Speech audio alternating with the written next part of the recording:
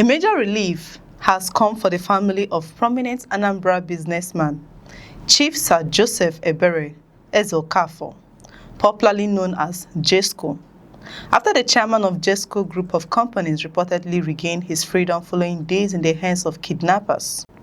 Ezeokafor, who is the father of popular Nigerian social media personality Jezco, was abducted in the early hours of Tuesday while reportedly traveling to a prayer ground in Awka, Anambra State. His disappearance had triggered widespread concern across Anambra, particularly because of his prominence in the business community and the circumstances surrounding the adoption.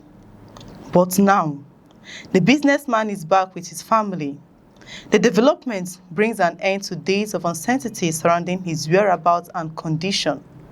According to reports, Ezeokafor's adopters had established contact with members of his family after taking him into captivity. What followed was reportedly a staggering ransom demand. The kidnappers were said to have initially demanded 700 million naira for his release, but the demand allegedly escalated dramatically, with the criminals reportedly raising the amount to 1.5 billion naira. That figure immediately raised the stakes surrounding the case and highlighted the enormous ransom economy that continues to fuel kidnapping operations across parts of southeastern Nigeria. Despite the huge demand, Ezeokafor has now regained his freedom. However, several critical questions remain unanswered. Where exactly was he released? Was any ransom eventually paid? If money changed hands, how much was paid? And were any of the alleged kidnappers arrested during or after the operation? Those details have not been made public at the time of these reports. What is known is that the businessman is now out of captivity, a development that will come as significant relief to his relatives, friends, business associates, and supporters. The adoption had generated considerable attention because Ezeokafor is not an ordinary businessman. He is the founder of Jezco Oil and Lubricants, a company he established decades ago and subsequently expanded into a wider business enterprise through the Jezco brand.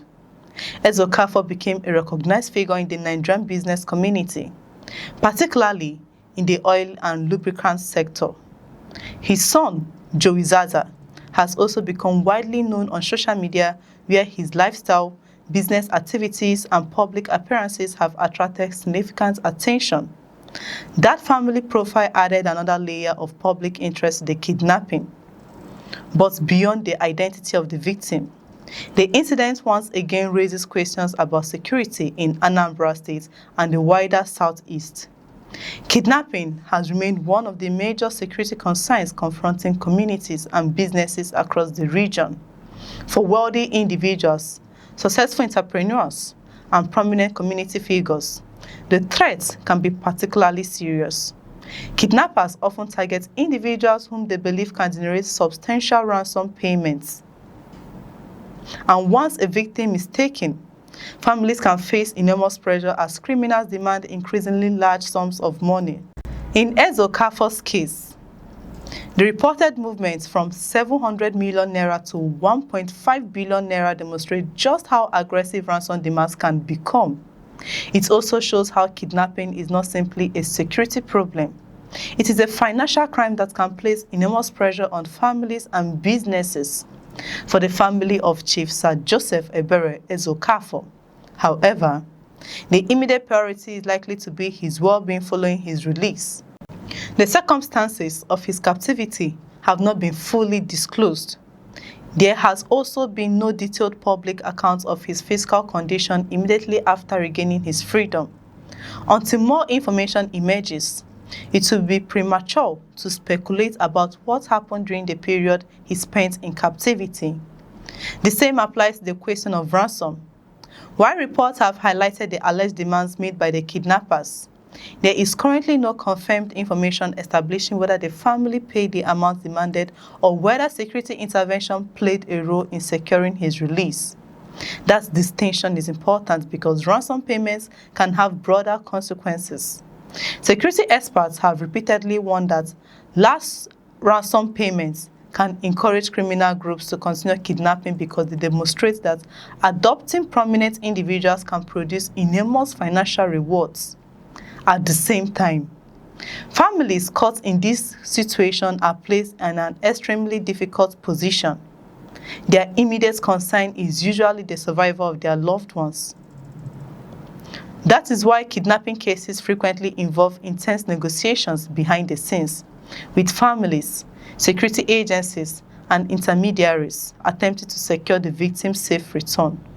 For Anambra residents, the latest development is therefore both a moment of relief and another reminder of the security challenges facing the state. A successful business leader was taken while reportedly traveling to a religious gathering. His family was then confronted with an alleged ransom demand running into hundreds of millions of naira. And now, after days in captivity, he is free. But the bigger security question remains: what happens to the criminal network responsible? Will investigators identify those who planned the adoption? Will those allegedly made the ransom demands be tracked down? And can security agencies prevent similar incidents from happening to another resident? These questions matter because the safe release of one victim does not automatically dismantle the criminal structure behind an adoption. Law enforcement authorities will need to establish how the kidnappers operated, how they monitored their targets, where the victim was held, and whether there were accomplices who provided information or logistical support. The investigation could also help authorities understand whether the kidnapping was an isolated operation or part of a wider criminal network operating in the area. For now, however, the biggest piece of news is that Chief Sir Joseph Ebere Ezeokafor is alive and out of captivity. After days of anxiety, his family and associates can finally breathe easier. But the reported ransom demand has once again exposed the enormous financial incentives driving kidnapping in Nigeria. And unless those criminal networks are identified, disrupted, and prosecuted, other families could face similar ordeals. The release of Jezco is therefore a welcome news, but it should also renew the conversation about security, intelligence gathering, and the protection of residents and business owners across Anambra. What do you think about the reported 1.5 billion ransom demand? Do you believe security agencies should now intensify efforts to track down the kidnappers behind this adoption? Let us know your thoughts in the comments. If you find this report informative, like this video, subscribe to the channel, turn on the notification bell, and share this report so more people can stay informed. I'm Chidera Isom. Thanks for watching. We'll see you in the next reports.